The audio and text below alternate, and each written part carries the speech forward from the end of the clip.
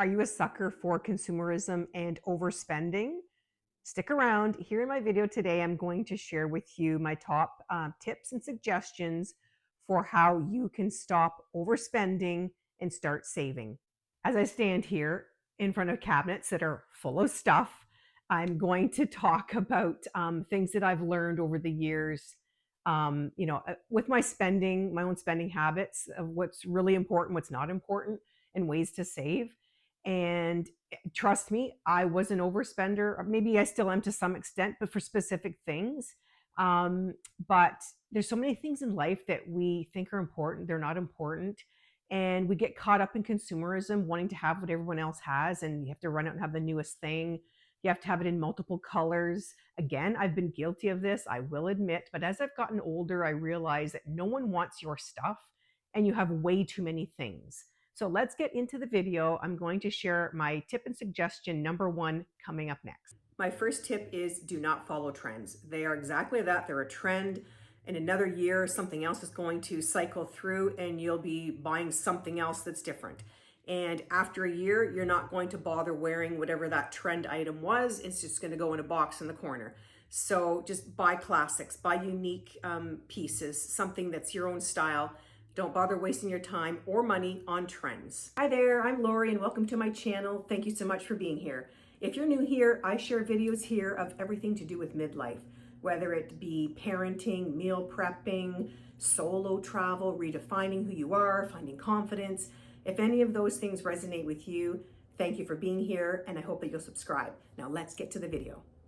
Don't waste your money on buying cheap multiples of specific things. You're better to save, plan for something big, plan to spend a little bit extra on something that's really nice rather than having a whole bunch of little things that are basically junk that are going to be in the garbage the following year. And that applies for literally everything, whether it's clothes, home decor, decorations. Just find a few very unique and special pieces and, pay the extra money to buy those instead of buying so many small little things that you're just going to throw them in the garbage the following year. Set a limit for how many items and how much money you spend on seasonal decor. I love the holidays. I love Halloween, I love Christmas, and I go crazy. I've always gone crazy for those holidays. But what I'm realizing now that I'm older is I'm trying to purge some things because there's just way too many things. There's too many bins stored in the basement with supplies and decorations that I'm not using anyway. So every season I've been going through the bins, and if I haven't used them for a few years, I kind of take a look at everything, take stock of, what's nostalgic, what really couldn't go, and I'm getting rid of things. So moving forward for every season, I set a limit for myself. It's like, okay, I'm going to either, purchase this many things for this season or this dollar amount. And usually it's dollar amount. Well, it's a bit of both. So for this year, I did purge quite a few things, but I also brought some new things into the home. So that's another thing, is that if you're wanting to buy new things, make sure you're getting rid of the same number of items. So I did get a few new Halloween pieces, but I also made sure that I went through the bin and purged, and I did set a dollar limit. I think it was only $200 for this year because, again, I have so many things.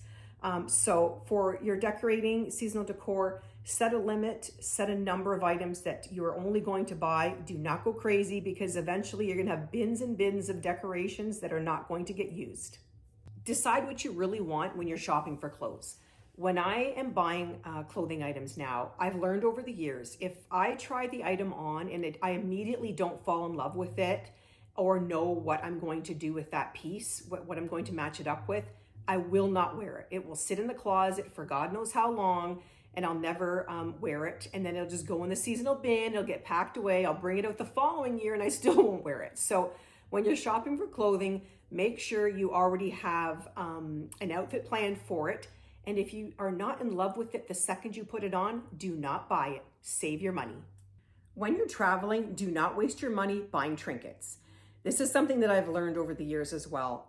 We've done a little bit of traveling with our kids, and even when they weren't with us, we were traveling, and I would always buy all of the little knickknacks and the trinkets from the different countries, and they would go in the kids' rooms, and literally every time their room would get switched over to, they've gotten older and they want a different theme, more and more of those trinkets get put into a box and get put in the basement. And my kids are now teenagers. One's 17, one's 19, turning 20 on the weekend. They don't want that stuff anymore. Our daughter, she's 19, turning 20. She's very minimalist. Literally everything came out of her room and went into boxes. And, you know, I didn't want to throw anything away because I do want to sit down with her to see what she wants to keep. But I have a feeling it's not going to be anything because she doesn't want all these things, all this stuff. So do not waste your money buying all these trinkets. Even, I mean, we take the kids to Disney multiple times and we would buy so many things. But they don't need all that stuff. I mean, the trip alone should be good enough.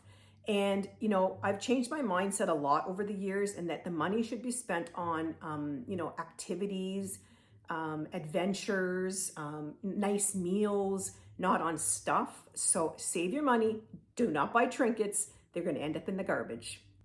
My final tip and suggestion is to spend on the things that you love and save everywhere you can on everything else. For me personally, and I mean, these are things that I've learned over the years. This didn't just happen overnight. I mean, it's taken me many years to kind of come up with all of these tips, and, you know, the light bulb kind of went off, and it came to the conclusion that there's so much money being wasted. But in my case, I mean, I do my own hair, I do my own nails, I do my own pedicures, wherever I can save money so that that money can be spent on other things, you know, whether it's eating out, going to classes and activities as a family, going on trips. That's what I do. I want to, you know, have my money spent on the things that I love and not wasted on things that don't have any meaning. They're going to go in the trash. You know, no one cares about them. So save your money. And I hope that these tips will help you and you'll rethink your spending.